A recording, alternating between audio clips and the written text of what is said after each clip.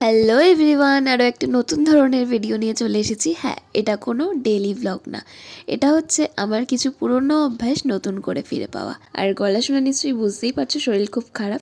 আসলে আমার বোনের সামনেই বিয়ে, তাই জন্য ও আমার কাছে দুটো পিঁড়ি আর দুটো কুলো আঁকার জন্য দিয়ে গেছে। তো তার মধ্যে দিয়ে একটা কুলো নিয়ে সেদিন বসেছিলাম আঁকতে। এর আগে কখনো কুলো বা পিঁড়ি এসব ডিজাইন করা হয়নি, আসলে কখনো সাহসই পাইনি। হয়তো এটা নিজের মাসির মেয়ে বলে সেই সাহসটা দেখাতে পেরেছি, কারণ জানি যদি ভালো হয় তাহলে তার থেকে 10 গুণ বাড়িয়ে বলবে, আর যদি খারাপ হয় তবুও ও ভালোই বলবে।